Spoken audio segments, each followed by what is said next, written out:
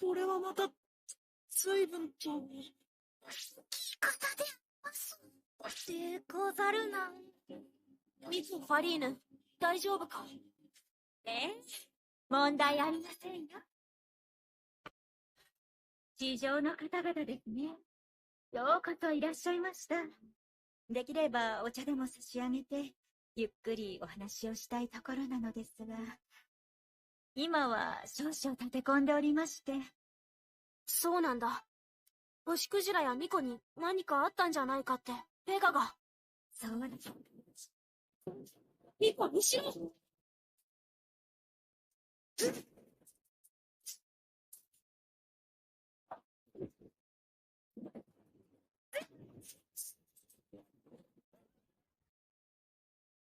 失礼しました。ご覧の通り、星クジラは今、病と戦っているんです。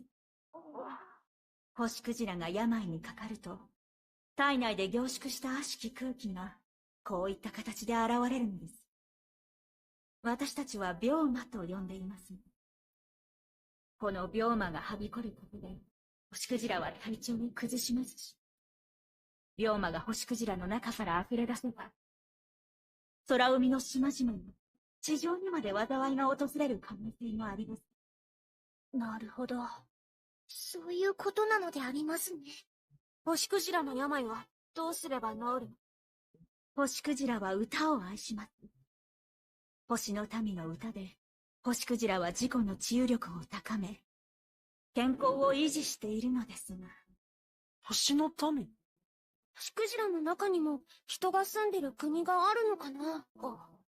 アリアと言ったか。王子を助けたというあの子も星の民だと思う。それにしては少し変わっていたけれど。アリアを知っているのですか？ああ、私たちの連れが迷子になってるのを救出した。足の様子が少しおかしかったようにも見えたし、どうしてここにいるのか覚えてないって。そうですか。その子は今どこに？別行動してるグループと一緒。はぐれたカリュウを探してくれてるんだ。カリュウ、あの子ですか。もう皆を乗せて飛べるほどに大きくなったのですね。私も探して連れてきましょう。地上からのお客様は星の民のところに。詳しい話はそちらでしましょう。でも。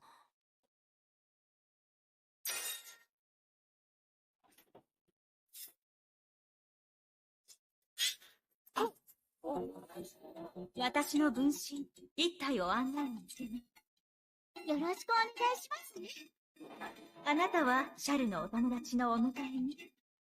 あなたはカリュウを探しにね。了解。ルリです。よろしく。お友達でござるかな。改めてありがとうございました。時間がかかってしまいましたが、カリュウも無事見つかりましたし。やっほー。これで私たちの心配事もなくなった。お別れの時間だな。ええ。その前に。はい。地上の皆さんの勇気と尽力に、感謝の印をお渡ししたいと思います。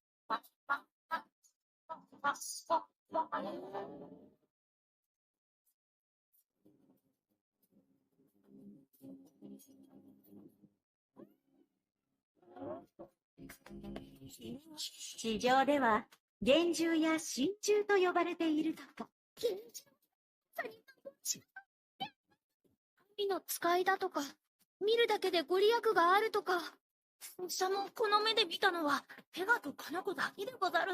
嘘のようでありますか？確かに変身前はそっくりだった。カナコも変身するとあんな感じになるんだよ。友情の証として皆さんにこの子をお渡しし。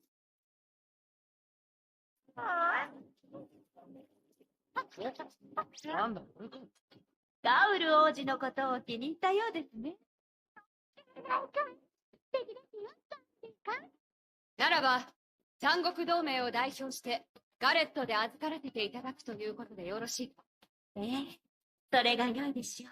A boy named Shinku decided to jump out of the school window to exercise his acrobatic skills. In midair, a mysterious dog with a sword appeared and opened a magical portal, and before Shinku knew it, he found himself in the magical world of Flaniard. Flaniard was a place unlike any Shinku had ever seen. The people there resembled humans, but they also had the ears and tails of animals. Kingdoms played a war game to negotiate instead of actual battles. The winners received rewards, which boosted the economy and trained the soldiers to fight demons. Shinku's arrival in Flaniard was no coincidence. The dog Princess Milhier had summoned him to help defend Biscotti from invasion by the neighboring army, Galette. When he arrived at the battlefield, he was overwhelmed by the sight of the two armies clashing with each other in a competitive game. Instead of using weapons and violence, Shinku heads to the palace to dress up as an imperial warrior. There, dog Princess Milhier gives him a sacred sword, which takes the form of a ring that can transform into any weapon he desires. After learning the rules of the game,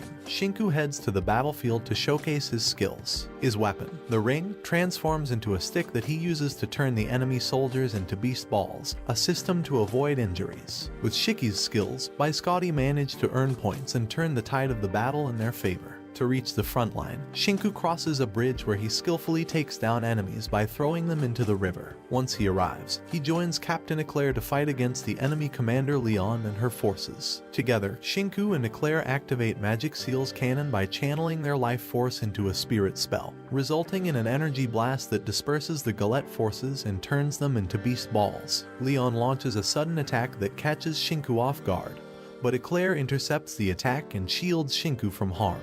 They then attempt to strike Leon, but she dodges their attack and retaliates with an explosive spell that causes a powerful blast. However, Shinku and Eclair manage to avoid the attack by quickly flying away. They surround Leon and slash her simultaneously with their weapons, causing her armor to break. Without her armor, Leon is unable to protect herself and eventually surrenders. Leon leaves the battlefield, warning Shinku to be prepared for the next battle. After the battle, Shinku receives an invitation from the Imperial Knight Ronald to attend a banquet to celebrate the victory. However, feeling homesick and yearning to return home, Shinku declines the offer. Shinku's desire to return home is intensified when he learns that he cannot return home once summoned. This realization leaves him feeling dejected and helpless. Shinku's deepest wish is to reunite with his family and friends, but the harsh truth is that he may never be able to return to his old life. In an effort to lift Shinku's spirits, Eclair rewards him with money and takes him to Scholar Ricotta, who is dedicated to finding a way to send Shinku back to his original world. Ricotta creates a device that allows Shinku to call his family and friend Rebecca, giving him a sense of comfort and connection with his home world. Shinku's spirits are lifted as he knows that he can stay connected with his loved ones despite being far away. Shinku decides to embrace his role as Biscotti's hero and prepares to attend the winning celebration. However, the joyous occasion is disrupted when Gaul, the younger brother of Leon, broadcasts his trio of bodyguards taking the dog princess away. They then reveal Gaul's challenge against Shinku, revealing he must rescue the princess. When Shinku accepts the challenge to rescue the kidnapped princess, Eclair is initially frustrated with him for taking such a drastic action that could have serious consequences. Despite her anger, Shinku and Eclair ride their bird-like creatures towards the enemy's castle to rescue the princess. Knowing that it's impossible for just two people to deal with the entire army, Ricotta unleashes artillery bombardment on Galette's forces, allowing Shinku and Eclair to breach their defense line and engage in battle. The battle rages on as Shinku and Eclair fight fiercely against the enemy soldiers. However, the tide of the battle changes when Galette's forces locate Ricotta and force her to surrender, leading to the bombardment stopping and the enemy cornering Shinku and Eclair. Despite the odds stacked against them, Shinku and Eclair refuse to surrender and fight back with all their courage. However, Shinku's stubbornness and unwillingness to surrender lead the enemy knights to attack him all at once. Just as things are looking bleak for Shinku and Eclair, Biscotti's knight leader Brioche and her partner Yukikaze arrive to save them. The knight leaders hold off the enemy's frontline forces, giving Shinku and Eclair a chance to escape. As they reach the castle gate, Shinku and Eclair encounter Gaul's trio of bodyguards. Eclair takes care of them, and Shinku enters the palace to face off with Gaul, who is waiting for his arrival. As the duel between Shinku and Gaul begins, they both rush forward to attack each other. Gaul blocks Shinku's attack with his spear, and their weapons clash with equal force. However, Shinku's strength corners him and breaks Gaul's spear. In retaliation, Gaul activates his claw power to strike, pushing Shinku away.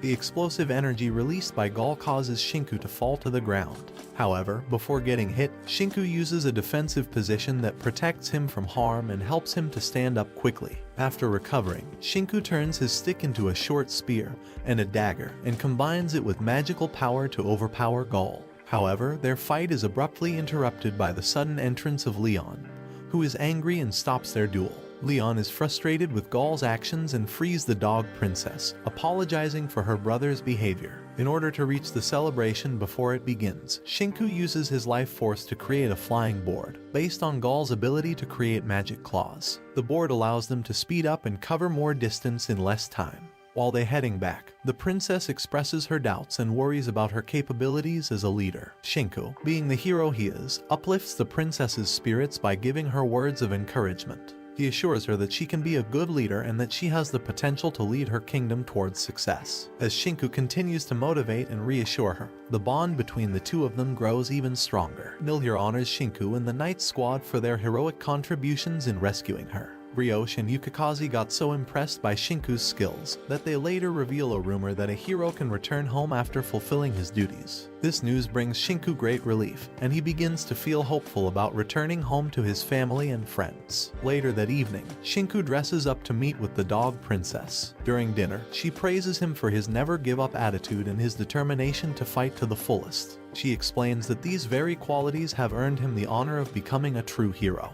Shinku is moved by her kind words, and they both look up at the starry sky together. From that moment on, a bond began to form between them as they spent more and more time together. But their peaceful days were about to be shattered when Leon challenges Biscotti to a war, with the stakes being 2 sacred swords from each kingdom. This puts immense pressure on Milhier, who is forced to wager 2 sacred swords of Biscotti to match the challenge. The gravity of the situation leaves her in despair and shock, causing her to call a meeting with the royal council to discuss the matter. As Milhier struggles to cope with the situation, Shinku receives a message from Gaul asking to meet him. Despite Gaul being from the enemy kingdom, Shinku decides to meet him and learn more about his intentions. In their meeting, Gaul reveals that he is against the war between the 2 kingdoms, which have a long history of being allies. Despite past battles being fun and rewarding for both nations, Gaul fears that this time will be different. He remembers how Milhier and Leon were once like sisters until Leon had a vision of Milhier's death. To prevent this tragedy, Leon distanced herself from the dog princess and declared war to win Biscotti's sacred swords. As tensions rise, Princess Milhier broadcasts to the nation announcing that Biscotti accepts the war proposal and promises to win the battle. This announcement sparks a wave of uproar throughout the kingdom as the people brace themselves for what is to come.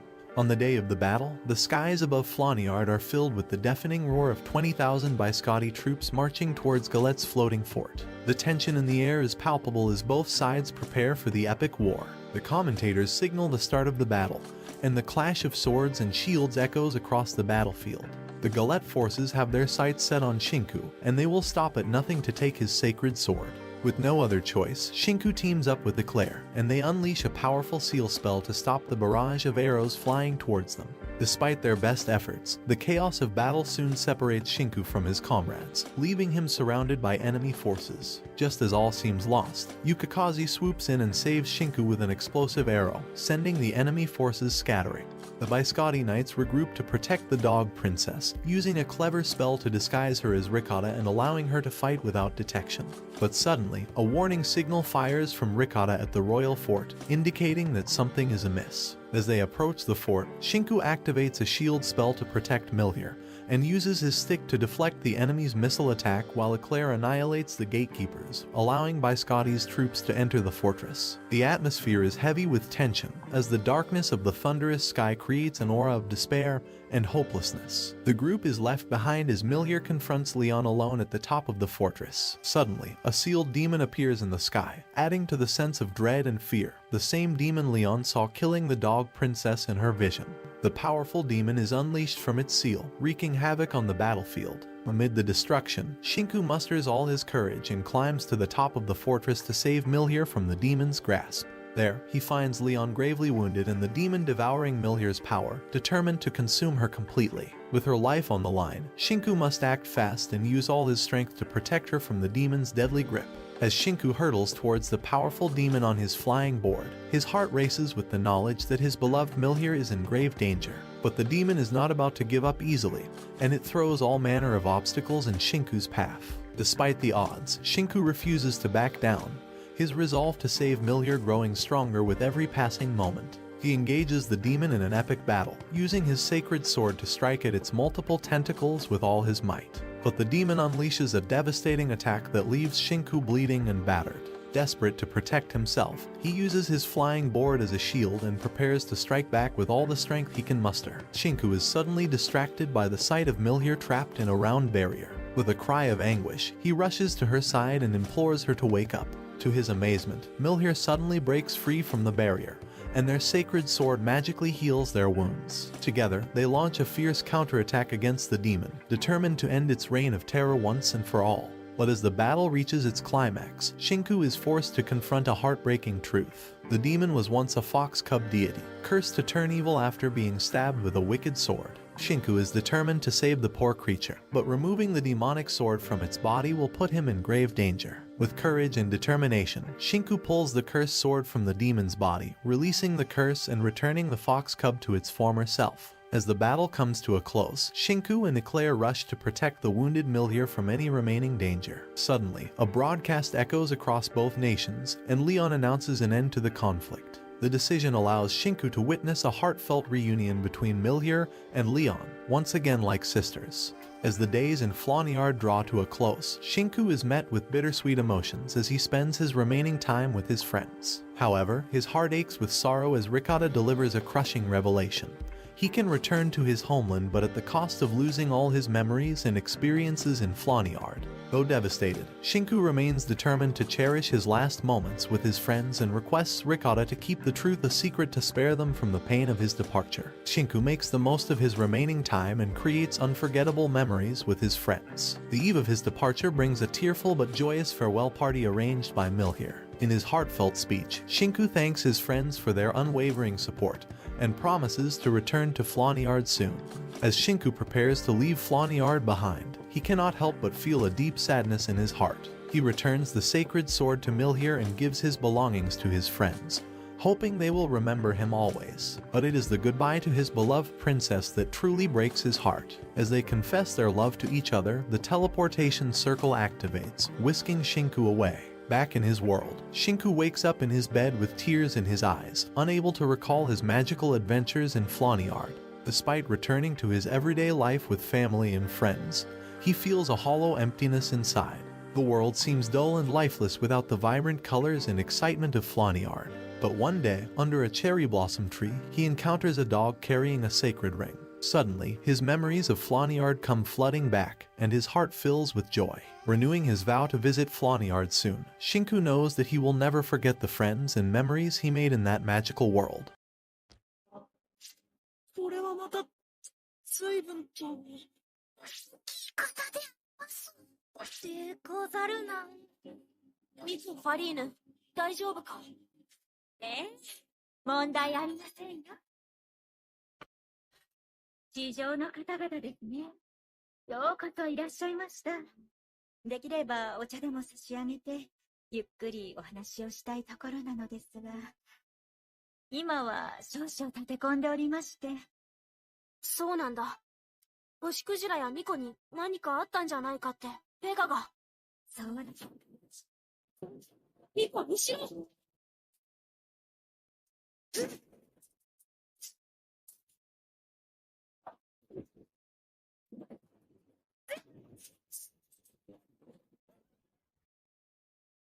失礼しました。ご覧の通り、星クジラは今、病と戦っているんです。星クジラが病にかかると、体内で凝縮した悪しき空気が、こういった形で現れるんです。私たちは病魔と呼んでいます。この病魔がはびこることで、星クジラは体調を崩しますし、病魔が星クジラの中から溢れ出せば、空海の島々に地上にまで災いが訪れる可能性もあります。なるほど。そういうことなのでありますね。星クジラの病はどうすれば治るの？星クジラは歌を愛します。星の民の歌で、星クジラは自己の治癒力を高め、健康を維持しているのですが。星の民？星クジラの中にも人が住んでる国があるのかな？アリアと言ったか。王子を助けたというあの子も星の民だと思う。それにしては少し変わっていたけれど。アリア？アリアを知っているのですか？ああ、私たちの連れが迷子になってるのを救出した。足の様子が少しおかしかったようにも見えたし、どうしてここにいるのか覚えてないって。そうですか。その子は今どこに？別行動してるグループと